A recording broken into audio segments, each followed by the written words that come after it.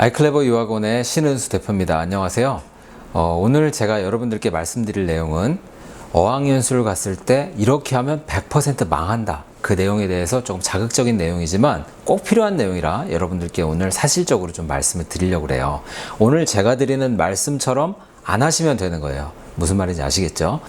첫 번째는 영어의 기초 학습이 전혀 안 돼 있는 상태로 어학연수를 가게 되는 거예요. 절대 이렇게 해서는 안 되거든요. 자, 문제는 예를 들어서 내가 영어 실력이 좀 부족한데 가서 영어 어차피 공부하러 가는 거 가서 배우지 뭐. 그렇게 생각하실 수 있어요. 근데 중요한 건 뭐냐면 어학연수는 상대적으로 비용이 좀 많이 들어가죠. 학비도 100만 원에서 150만 원, 비싼 곳은 200만 원까지 들어가고요. 생활비가 좀 많이 들어가잖아요. 한국에서는 맨날 우리가 그냥 부모님하고 같이 살고 이러니까 잘 못 느끼지만 뭐 미국이나 캐나다, 영국 이런 곳에 가서 혼자 살게 되면 한 달에 150만 원 정도 쓰는 거는 그냥 훅 집세하고 해서 나가버리니까 전체적으로 300만 원, 400만 원 정도를 쓰면서 가서 너무 쉬운 기초 영어를 공부한다는 건 너무 아깝죠. 그래서 한국에서 사실 좀 공부를 하고 가셔야 돼요. 예를 한번 들어볼까요? fish 혹은 deer. 무슨 단어인지 아시죠? 단수와 복수가 동일한 거예요. 네, fishes, deers 이렇게 안 한단 말이에요. fish, deer 이렇게 하는 건데 이거 우리 사실 중학교 때 배우는 거거든요. 근데 기초를 한 번 더 다지고 안 가면 이거를 가서 어학연수 가서 미국에서 캐나다에서 이거 공부하고 있어야 돼요. 좀 아깝잖아요. 그죠? 그러니까 한국에서 그래도 기초 영문법 정도는 한 번쯤 보고 가시는 게 꼭 필요하다는 거 기억하시고요. 두 번째는 뭐냐면 한국에서 어학연수 가시기 전에 영어 회화 학원 경험을 좀 하시고 가시는 게 꼭 필요해요. 이거는 제가 꼭 여러분들께 추천을 드립니다. 이거 안 하시고 가면 어떻게 되냐면 회화라는 그 수업 자체에 적응하는데 한두 달을 그냥 시간을 낭비하게 되거든요.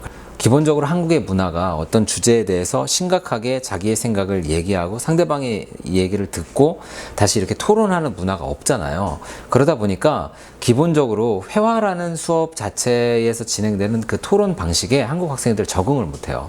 한국 학생들이 샤이한 게 아니에요. 전혀 한국 학생들은 샤이해서 말을 못하는 게 아니고요. 어떤 주제를 가지고 얘기할 때 그 주제에 대한 자기의 의견이 없어요. 예를 들어 볼까요? 자, 우리 K-팝이 요새 굉장히 지금 유행하고 있죠? 이 K-팝이 왜 해외에서 인기를 끌고 있는지 얘기하실 수 있으세요? 자기의 의견을? 막상 생각이 잘 안 나요.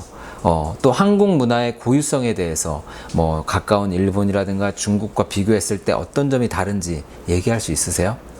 논리적으로 얘기하기가 참 힘들죠. 왜 그러냐? 얘기해 본 적이 없거든요. 뭐 요새 또 더 주제가 되고 있는 페미니즘에 대해서도 우리가 그냥 아침 저녁 때 학교 갔다 왔다 하면서 지하철에서 핸드폰으로 내용을 본 적은 있지만 거기에 대한 자기 의견을 얘기해 보려고 하면 할 말이 별로 없어요. 바로 그게 어학연수를 갔을 때 나타나는 현상이에요.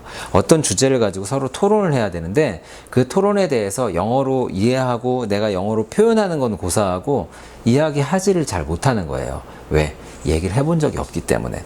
그래서 한국에서 한 달 내지 두 달 정도 영어 회화를 한번 경험해 보시고 가시면 외국인 회화방 같은 데 가서 어떤 주제를 가지고서 이야기를 한번 해보는 거예요. 그럼 다른 학생들이 그 주제에 대해서 영어로 이야기하는 것도 내가 들어서 지식도 좀 얻을 수 있고 그 다음에 어떤 식으로 이걸 표현하는지도 한번 좀 경험해 보게 되면 어학연수를 딱 가자마자 그런 내용들을 가지고 내가 어학연수를 시작할 수 있는 거죠. 이걸 안 하고 가면 그 분위기에 적응하는데 그리고 기초적인 지식을 얻는 데에만 한두 달이 그냥 싹 지나가게 돼버려요. 시간이 그냥 아깝게 너무 지나가는 거죠. 이러면 안 되는 거죠. 자, 그 다음에 세 번째는 뭐냐면 한국인 단짝 친구 사귀시면 안 돼요. 자, 한국 학생이 많고 적음이 중요한 게 아닙니다. 단 한 명의 한국 학생이라도 지나친 단짝 친구를 사귀게 되면 어학연수는 그냥 무거품이 되는 거예요. 자, 아침에 일어나서 등굣길부터 같이 갔다가 학원에서도 쉬는 시간마다 같이 있고 수업 시간에도 같이 옆에 앉아서 한국말로 살짝 얘기하고 또 끝난 다음에도 그 친구와 함께 박물관이나 이런 전시회장이나 이런 데 같이 다니면 한국말 쓰게 됩니다. 그러면 뭐하러 어학연수 간 거예요? 그러면 안 되겠죠? 한국인 비율이 아주 낮은 곳일지라도 나랑 너무 친하게 지내는 단짝 친구 한 명이 너무 친하게 같이 지내면 어학연수에 막대한 지장을 초래하니까 한국인 단짝 친구는 절대 지나치게 가깝게 사귀지 마시고, 만약에 있다 한다면, 어쩔 수 없이 생겼다고 한다면 외국인 친구들이 반드시 그 무리에 끼어야 돼요. 언제나 그 한국 학생과 같이 다닐 때는 외국인 한두 명이 같이 껴서 영어로 이야기하는 분위기가 됐을 때만 그렇게 가능하게 그냥 어학연수가 되는 거지, 안 그러면 어학연수 망한다고 생각하시면 돼요. 자, 네 번째, 이거는 진짜 강력한 건데요. 어학연수 가셔서 한국인 이성 친구 사귀게 되시면 그날로 어학연수 그냥 끝난다고 생각하시면 됩니다. 절대 어학연수 성공하기가 힘들어요. 왜 그러죠? 일단 자꾸 만나고 싶을 거예요. 자꾸 생각나고 보고 싶을 거예요. 그렇죠? 그러면 어떻게 돼요? 만나면 한국말을 하겠죠. 처음엔 우리 영어로 이야기할까? 외국에 나와서 우리가 사귀게 됐으니까 영어로 대화하면 안 될까? 이렇게 좀 깜찍한 제안을 하실 수도 있는데 헛된 망상입니다.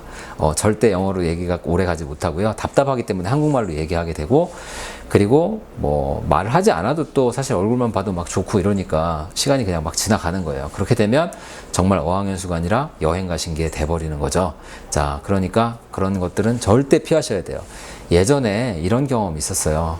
제가 뉴욕 거리를 걸어가고 있는데 신호등에 걸려서 서 있었거든요. 근데 옆에서 아주 어색한 영어가 들리는 거예요. 한 커플이 얘기를 하고 있었는데 보니까 저희 유학원을 통해서 나가신 학생들이었는데, 같이 나가신 건 아닌데 아마 뉴욕에서 만나셔가지고 이성관계가 시작된 것 같더라고요. 근데 이분들은 아까 제가 말한 것처럼 서로 영어로 이야기를 하려고 노력을 하고 있는 모습이 보였어요. 가상하죠. 그리고 아주 뭐 보기에도 깜찍하고 좋은데, 제 마음속에는 사실 어떤 생각이 들었냐면, 이 두 분의 어학연수가 굉장히 힘들겠다. 좋은 결과가 나오기는 매우 어렵겠다. 약간 이런 생각이 들었어요. 왜냐? 많이 봤거든요. 그렇게 되면 영어는 진짜 늘지 않아요. 이성교제 하시러 가시는 거 아니죠? 그쵸? 그러니까 절대 한국인 이성 친구를 사귀시면 안 돼요. 자, 그리고 다섯 번째가 뭐냐면, 미국에 가서, 캐나다에 가서 요새 막 한국 드라마, 그 다음에 뭐 예능 프로그램, 영화 이런 것들 재밌으니까 다운받아가지고 보시는 분들이 있어요. 그거 진짜 아니지 않나요?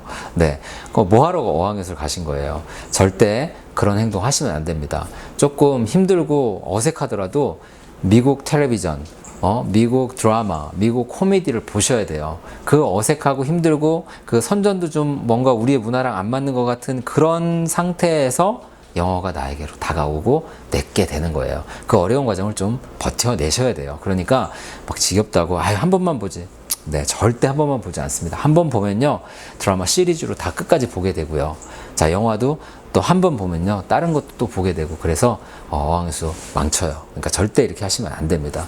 그리고 마지막으로, 이건 보너스인데 사실은 참 중요한 거죠. 미국에 가셔서 카톡을 계속 하시는 분들이 있어요. 한국에 있는 친구들한테 뭐 뉴욕에서 찍은 사진, 샌프란시스코 금문교에서 막 찍은 사진들 이렇게 보내주시고 하시는 분들 있잖아요.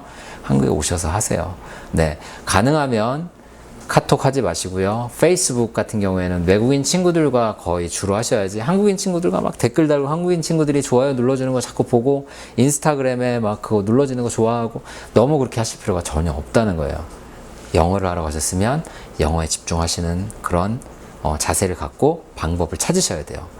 왓츠앱이라고 있어요. 미국 가게 되면은 뭐 캐나다나 미국 친구들이 많이 쓰는 우리나라의 카카오톡 같은 거 있는데, 그 왓츠앱을 많이 하세요. 그래서 미국인이나 캐나다인 친구들, 혹은 거기서 어학연수를 하면서 만난 친구들과 같이 소통하셔야지, 한국에 있는 친구들 어차피 6개월, 1년 뒤에 다시 만날 친구들이에요. 그 친구들 돌아오면 너 벌써 갔다 왔냐? 이렇게 얘기할 친구들이에요. 자, 금방 만나는 친구들이니까 연락 잠시 멈추시고 그렇게 하시는 게 훨씬 더 멋있는 거예요. 자, 그렇게 하신 다음에 영어를 좀 최대한 늘리시고 돌아오셔서 어학연수 성공하시길 바랄게요. 자, 제가 말씀드렸죠. 첫 번째, 영어 기초 공부하고 가야 된다. 두 번째, 회화 경험을 좀 하고 가야 된다. 그 다음에 세 번째, 한국인 단짝 친구 사귀면 안 된다. 네 번째, 한국인 이성 친구 사귀면 진짜 안 된다. 다섯 번째, 한국 드라마, 영화 혹은 코미디 이런 거 다운받아서 보면 안 된다. 그리고 마지막 여섯 번째, 핸드폰으로 카카오톡 너무 많이 하시면 어학연수는 100% 망합니다.